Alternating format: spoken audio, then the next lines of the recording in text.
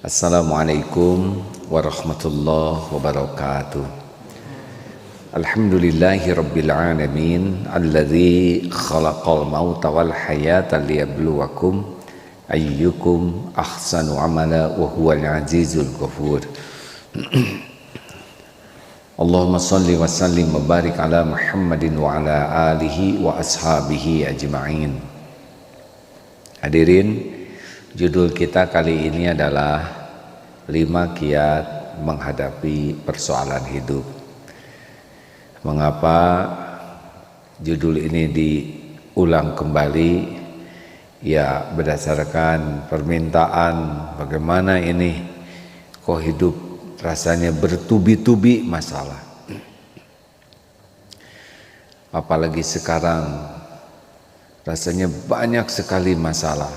Baik, kita akan coba ya, bahwa masalah itu bukan bagian dari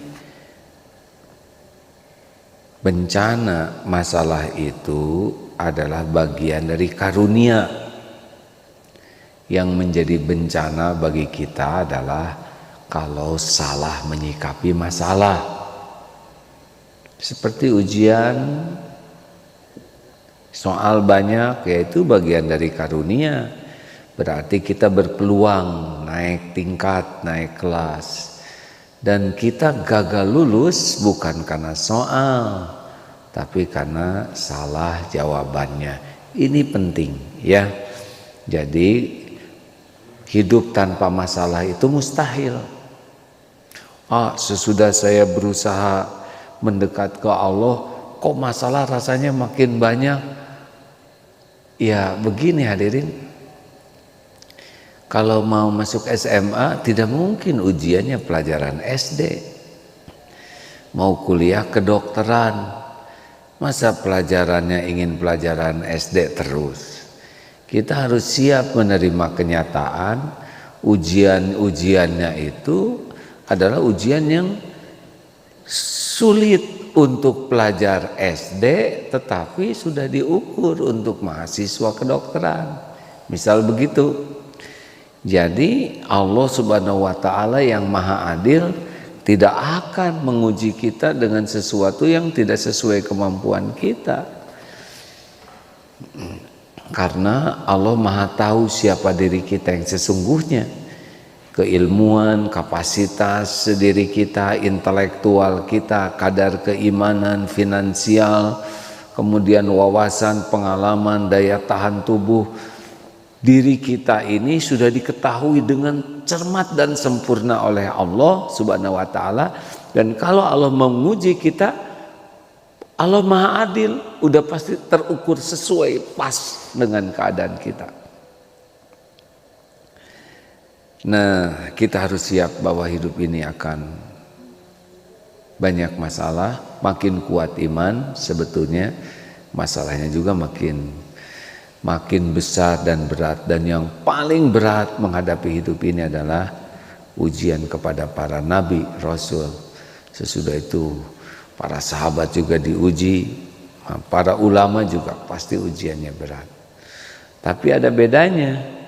Ada ujian yang berat dengan soal yang sama tuh ada yang tertekan, menderita.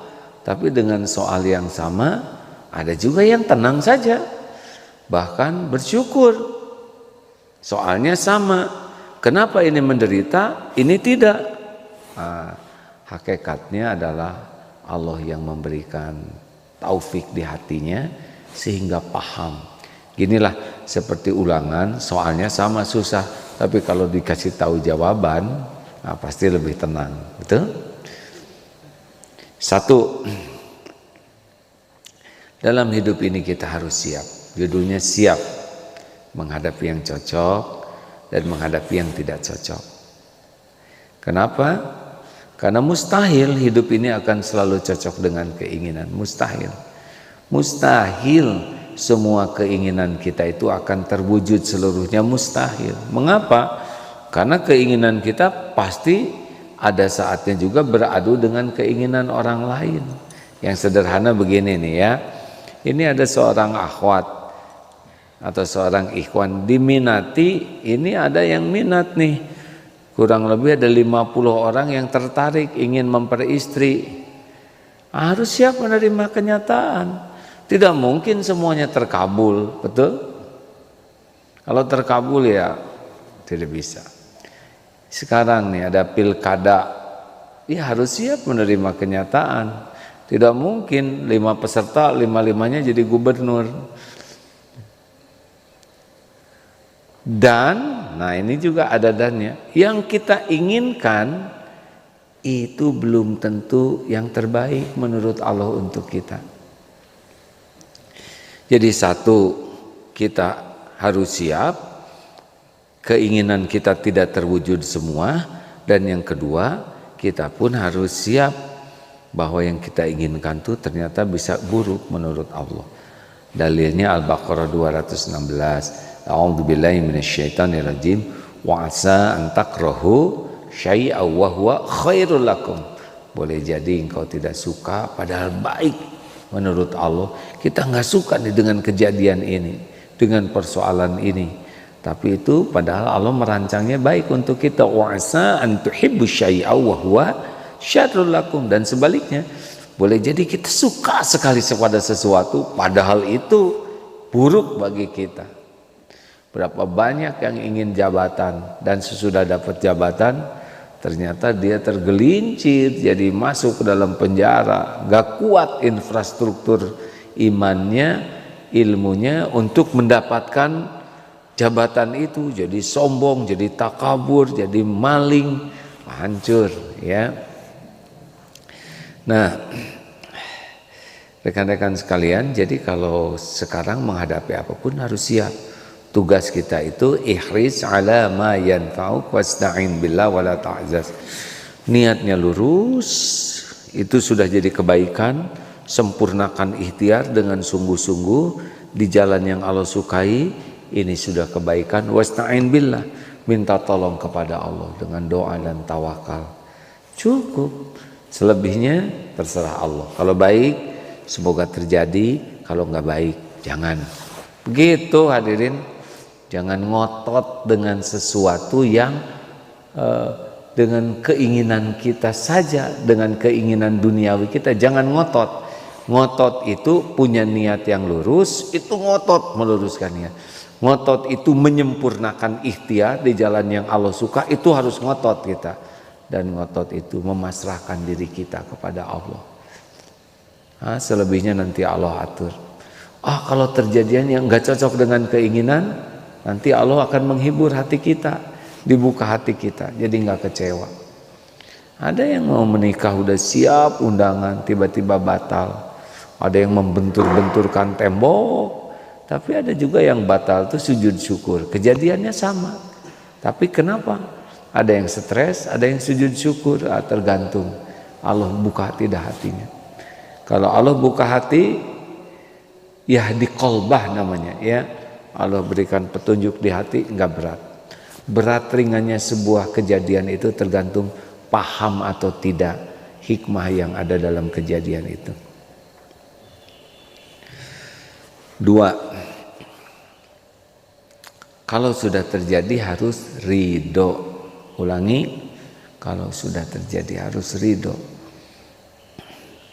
Jadi faman rodiya falahu ridho.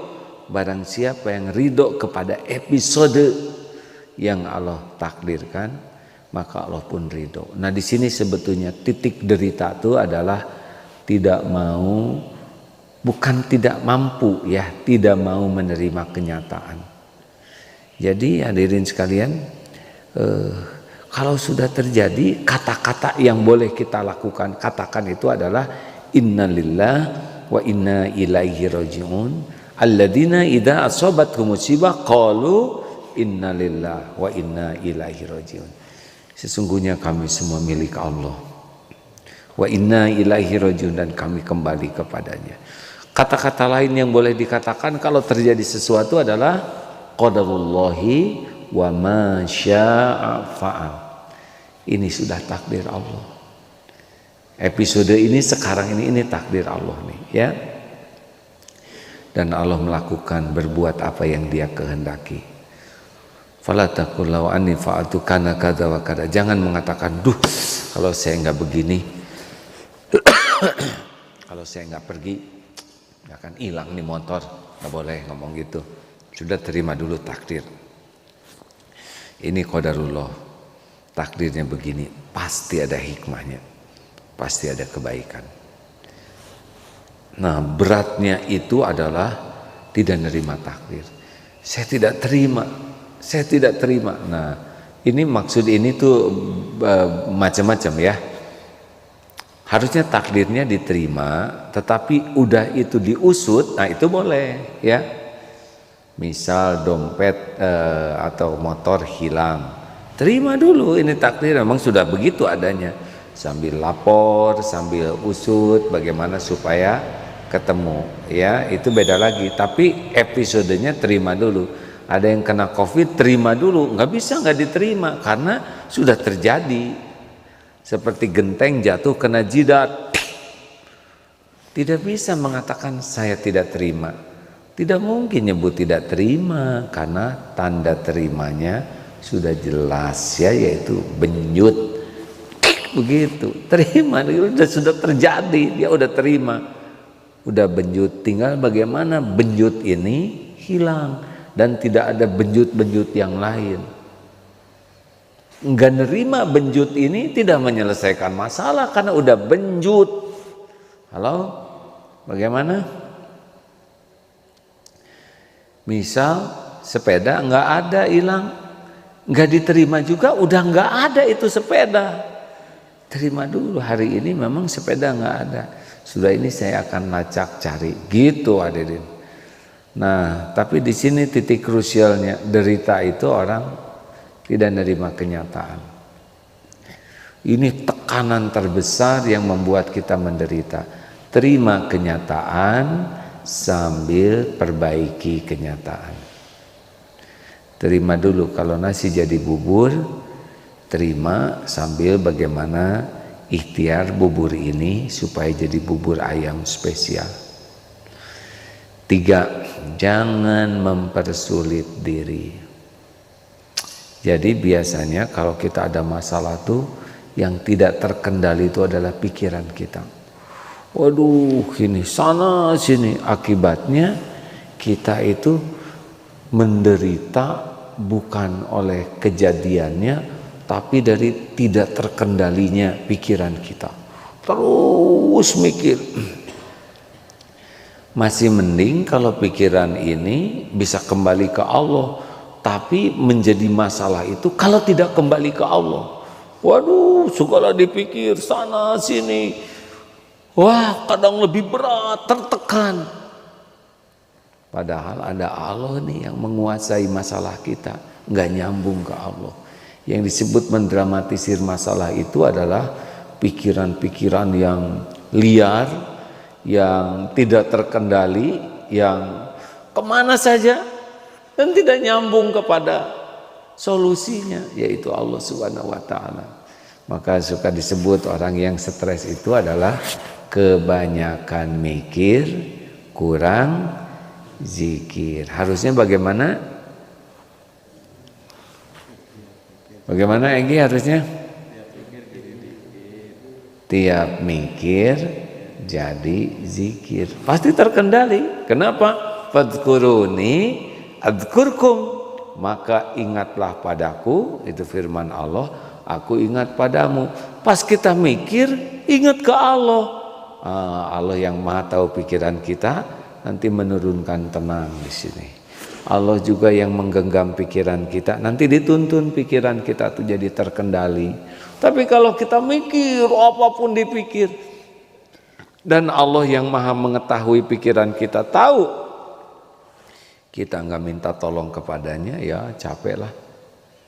Dan yang paling meletihkan itu adalah tidak terkendalinya pikiran, perasaan kita. Ini letih sekali hadirin. Letih dan merusak diri, merusak orang lain juga. Jadi jangan mempersulit diri. Kalau bahasa Inggrisnya make it easy man. Betul ya men? Bagaimana Samen?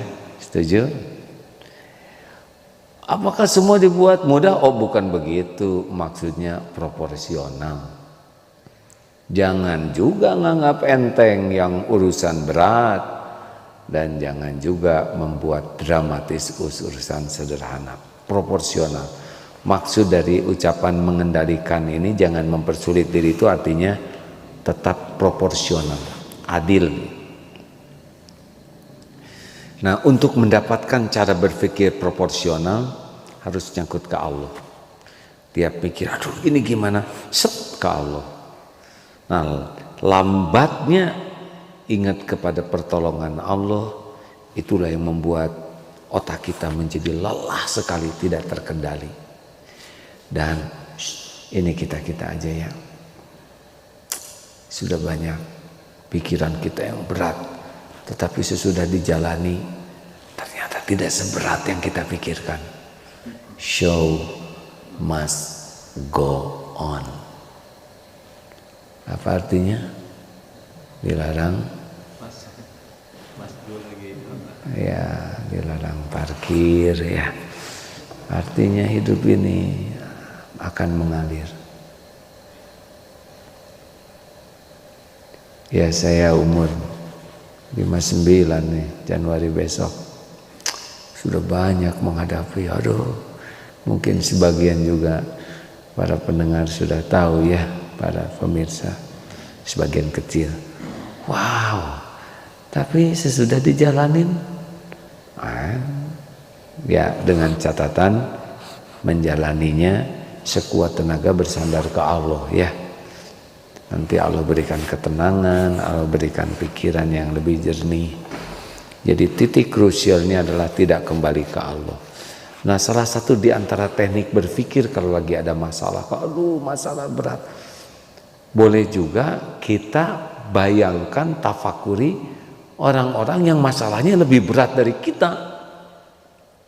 Kan kadang-kadang masalah kita tuh dianggap berat sekali, padahal kita udah pernah menjalaninya juga masalah, tapi selesai. Atau kita bayangkan, aduh masalah saya berat, bayangkan saja yang lebih berat dari kita, ya kan?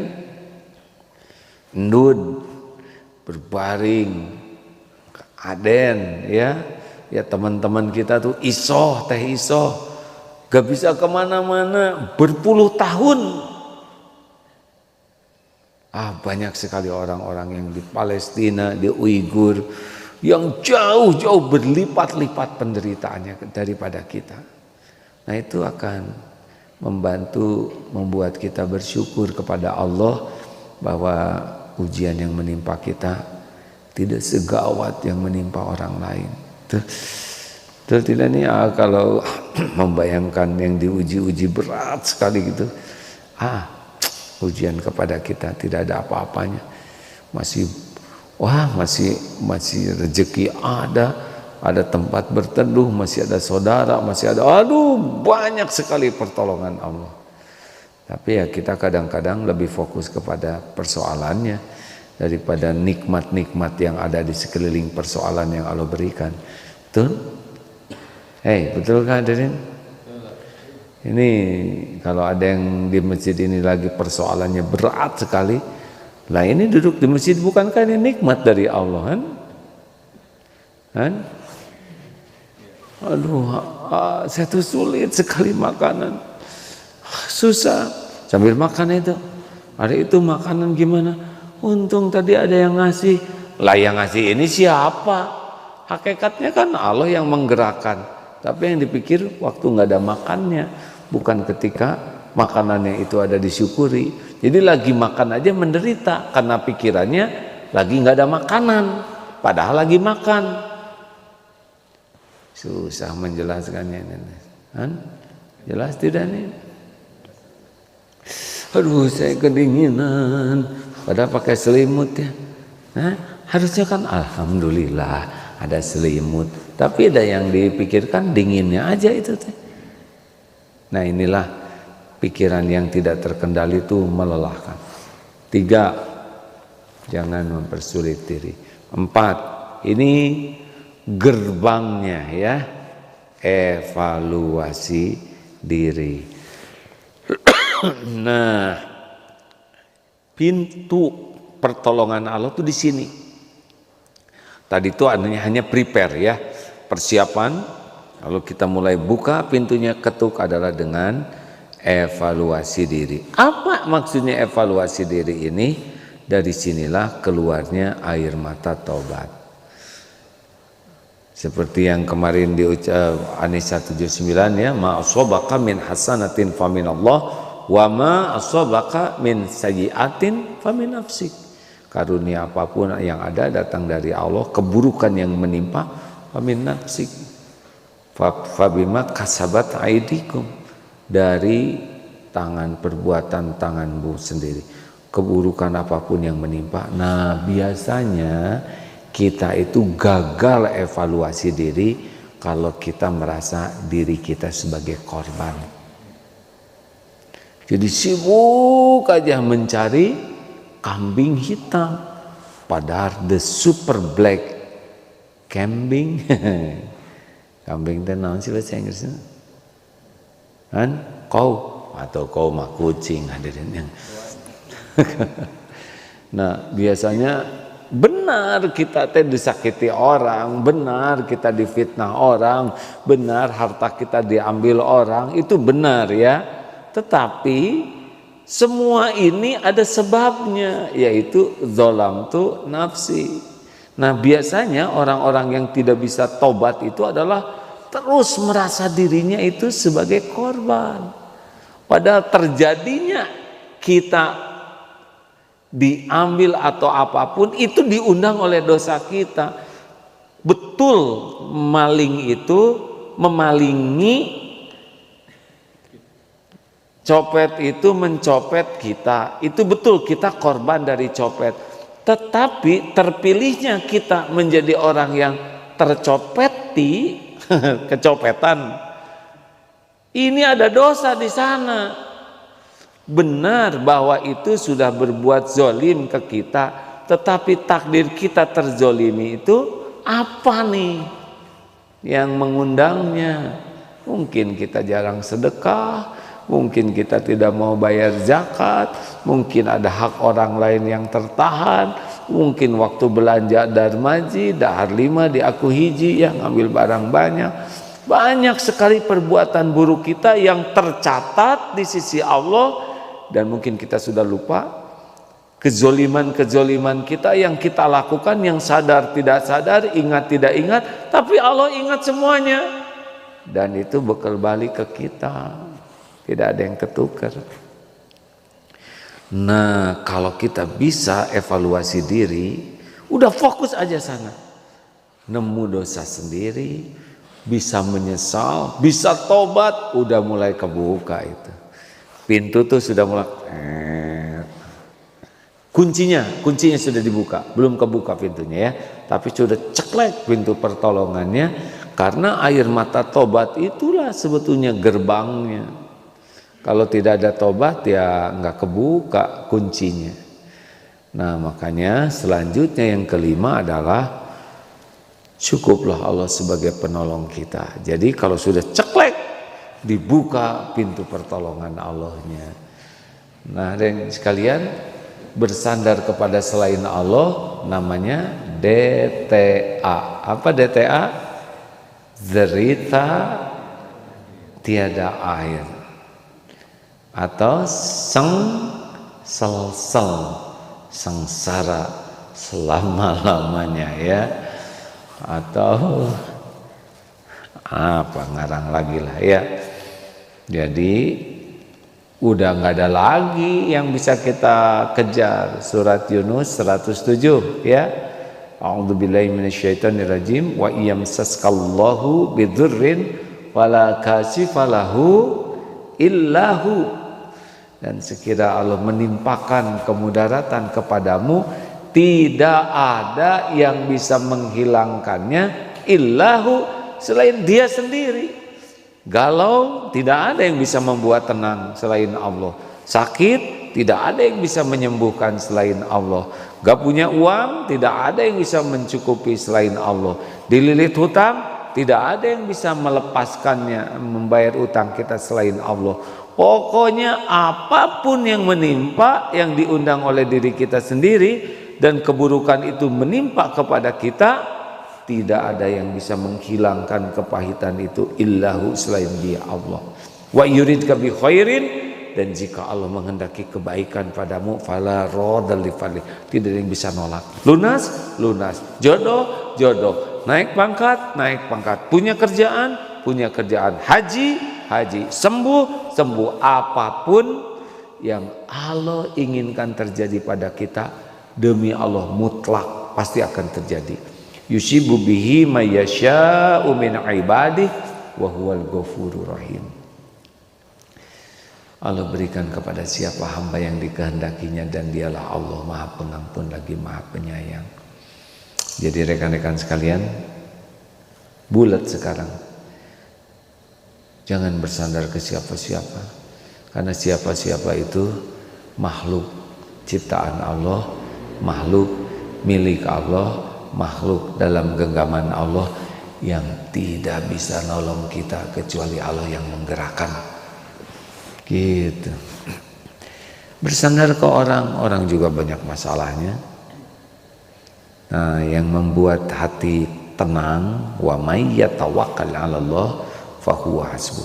Wa may yattaqillah yaj'al lahu makhrajan. Barang siapa yang bertakwa kepada Allah, yang yakin ke Allah, lalu patuh kepada perintah Allah dan menjauhi larangan, wa may yattaqillah yaj'al lahu makhrajan, jalan keluar.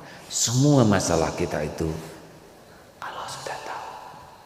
Semua masalah kita itu dalam kekuasaan Allah. Semua masalah kita itu solusinya mudah bagi Allah. Gitu. Nah, kalau kita yakin, ana inda dzanni abdi bi, Allah janji nih ya, aku sesuai dengan prasangka hambaku. Sing yakin kepada Allah yang maha dekat, maha menolong. Gimana ya supaya saya yakin ke Allah nih? Salah satu caranya adalah lihat apa yang sudah Allah berikan kepada kita selama ini. Lihat kan apa yang kurang dari Allah kan. Kita diciptakan tidak jadi kambing. Alhamdulillah kita dihidupkan, diurus, diberi makan, diberi pakaian, tempat berteduh, mata bisa lihat, telinga bisa mendengar. Walaupun kita ngaco tetap diberi, betul tidak? Aib ditutup-tutupi oleh Allah. Orang tidak tahu kebusukan kita yang sebenarnya. Ini nikmat dari Allah, yang kesempatan untuk bertobat. Belum lagi orang tidak punya iman, kita diberi iman. Orang tidak tahu ilmu, kita dituntun tahu ilmu. Kita diberi nikmatnya kesempatan sholat. Orang tidak sholat, kita dibimbing sholat. Banyak nikmat dari Allah walaupun kitanya ngaco. Apalagi kalau kita jadi benar. Betul? Jangan ngilang-ngilangin dong kepada Allah. Kalau orang senang menafakuri apa yang sudah Allah beri ke kita, kita jadi husnuzon kepada Allah. Nah rekan-rekan sekalian, jadi masalah kita yang sebenarnya adalah bukan masalahnya. Masalah kita yang sebenarnya adalah kita tidak punya niat yang lurus, itu masalah. Tidak ikhtiarnya di jalan Allah, itu masalah. Tidak tawakal ke Allah, itu masalah. Tidak ridho kepada takdir, itu masalah. Tidak sabar, kemana-mana pikiran, itu masalahnya, bukan pada masalah yang aslinya. Karena dalam Islam, ajaban li amril mu'min, inna amrahu kullahu khair. Sungguh menakjubkan orang yang beriman, urusannya tuh semuanya baik. Tuh gitu, kalau punya iman mah apapun yang terjadi baik sepanjang disikapi dengan benar. Walaisa dzalik li ahadin illa lil mu'min, inna asabatu sarra syakar. Ketika dia diberi karunia, syukur, fakana khairullah, itu baik baginya. Wa idza asabatu darra dan ketika diberikan musibah, kemudaratan, sabar. Fakana khairullah, itu pun baik baginya. Sing sabar semuanya ya, dan sing syukur. Sakit gigi sabar atau syukur? Mas.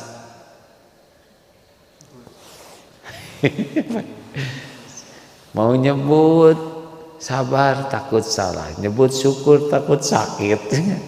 Jawabannya adalah kalau orang sakit gigi itu harus sabar dan syukur.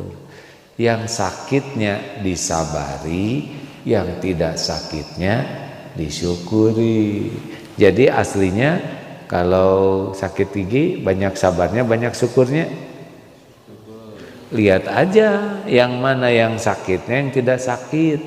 Aslinya banyak syukur. Alhamdulillah, untung cuma satu gitu. Satu-satu juga paten sakit gigi mah ya. Nah, untuk musibahnya sing sabar, untuk nikmatnya sing syukur. Nah, selalu bareng tuh ada dua-duanya tuh. Di balik kepahitan tuh masih banyak juga yang disyukuri. Kayak sekarang, waduh wabah Covid, banyak tuh nikmat yang bisa disyukuri. Tapi sayangnya kita hanya sibuk aja dengan wabah, susah sana sini, terus padahal banyak nikmat-nikmat lain yang ada bersamaan dengan turunnya wabah ini yang seharusnya juga kita syukuri. Demikian sahabat-sahabatku sekalian. Ya, ada waktu untuk tukar pikiran. Oh iya, terima kasih. Saya dengar Pak Jokowi memberikan pernyataan siap menjadi orang yang pertama disuntik vaksin. Terima kasih Pak Presiden. Memang kemarin jadi viral tuh, AA minta Presiden dan Wakil. Sebetulnya saya hanya mengulas kembali tentang bukan minta tapi menyarankan ya, supaya kan sekarang ada polemik tuh. Nah, supaya rakyatnya mantep, bagaimana kalau diberi contoh oleh para petinggi di negeri ini, sehingga rakyatnya itu saja sih, itu hanya sekedar masukan ya. Dan saya percaya kalau sudah yakin aman, lalu yakin akan banyak manfaat yang didapat, dan terutama yakin halal, nah, apalagi ya. Tapi itu katanya vaksin, alhamdulillah sekarang juga gratis tuh. Tapi yang divaksin umur 18 sampai 59. Saya nggak kebagian ini. Saya pakai vaksin ini lah, pakai vaksin wirid.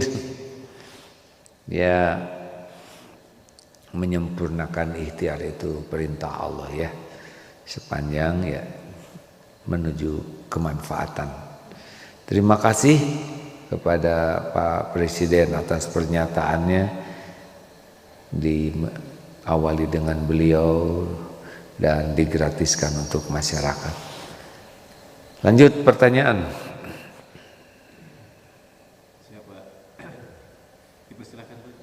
Oh ya, rekan-rekan dipersilahkan. Insya Allah besok mudah-mudahan kita bisa tersambung dengan salah seorang sahabat AA, Dr. Khoir, yang pesepeda, yang sangat senang olahraga, tapi kemarin diuji Allah lewat Covid, yang kalau lihat hasil ronsennya itu, waduh, hopeless lah. Tetapi beliau disembuhkan Allah. Mudah-mudahan bisa cerita juga Ustadz Yusuf Mansur.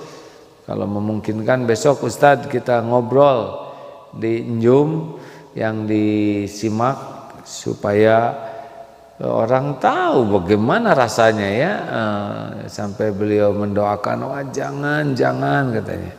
Nah, mudah-mudahan kisah nyata ini membuat kita lebih sungguh-sungguh disiplin dalam protokol kesehatan dan juga disiplin dalam protokol menggapai pertolongan Allah ya, protokol ibadah dan doa, protokol istighfar dan protokol sedekah. Lanjut, pertanyaan masuk lewat Facebook, YouTube dan sebagainya. Kalau ada, kalau tidak ada udahan ya. Belum ada. Memang kalau nggak pakai enjum ya lebih tawadu semua. Tidak ada. Kalau tidak, it's time to say goodbye atau nanti sore jam 4 kajian Al-Hikam dilaksanakan insya Allah di Masjid Darut Tauhid Bandung, Geger Kalong, dan malam hari ba'da Isya kajian Asmaul Husna di Masjid Eko Pesantren ini. Tidak usah memaksakan diri untuk datang, hadirin, cukup di media sosial saja karena situasi memang kerumunan ini tidak baik ya. Terima kasih sahabat-sahabat sekalian. Tidak ada? Alhamdulillah. Semoga ada hikmah dan manfaatnya. Allahumma salli ala sayyidina Muhammadin wa ala alihi wa ashabihi ajma'in. Allahumma arinal haqqa haqqan warzuqna ittiba'ah wa arinal batila batilan warzuqna ijtinabah. Rabbana atina min ladunka rahmah wa hayyi lana min amrina rasyada. Rabbana atina min ladunka rahmah wa hayyi lana min amrina rasyada. Allahumma yassir lana umurana wa hasil maqasidana. Allahumma inna nas'alukal huda wat tuqa wal afafa wal ghina. Ya Allah, berkahi pertemuan ini.